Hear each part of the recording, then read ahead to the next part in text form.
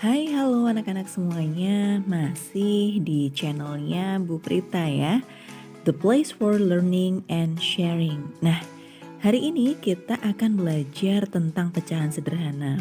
Apa saja ya anak-anak pecahan sederhana itu? Kita lihat satu persatu. Yang pertama, anak-anak pecahan sederhana itu ada setengah, sepertiga, seperempat, seperenam. Apa ya itu?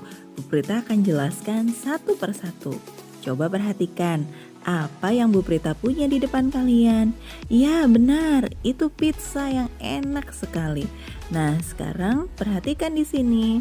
Bu Prita potong jadi dua, dibagi dua sama besarnya. Nah yang tadinya satu pizza utuh sekarang menjadi dua bagian pizza ya, yang kiri dan kanan. Nah, itu ada setengah-setengah anak-anak namanya. Kemudian nama pecahannya apa, Bu? Nah, setiap potongannya itu disebut 1/2 atau 1/2.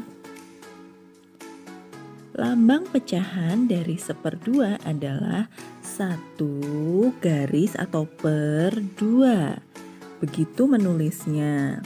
Kemudian anak-anak Bu Prita jelaskan. Nama bagian pecahannya 1, yang atas disebut pembilang, yang bawah disebut penyebut. Jadi 2 ya penyebutnya. 1/2 ini anak-anak disebut juga setengah ya. Jadi anak-anak tidak usah bingung kalau ada yang menyebut 1/2 atau setengah.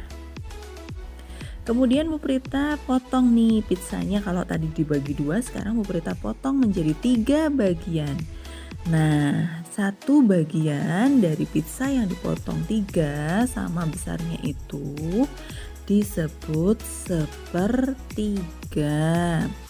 Cara untuk menuliskan lambang pecahan 1/3 itu satunya di atas per atau garis, 3-nya di bawah.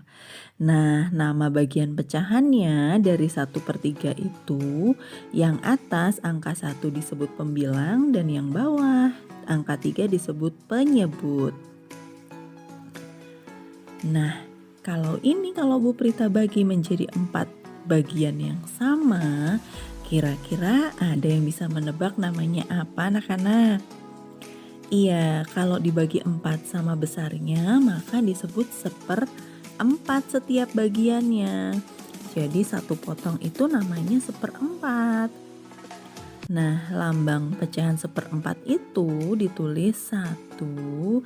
Per itu garis lurus ya, berbentuk horizontal atau lurus. Nah, kalau nama pecahannya itu bagian pecahannya 1 itu yang atas disebut pembilang, yang bawah angka 4 disebut penyebut. Setelah belajar tadi, sekarang coba lihat. Bu Prita bagi menjadi 6 bagian sekarang. 6 bagian itu Bu Prita bagi dengan ukuran sama besarnya pizzanya, jadi bisa dibagi 6. Nah, kalau dibagi 6 maka satu bagiannya disebut 1/6. Nah, lambang pecahan dari 1/6 itu adalah 1/6 ya anak-anak ya.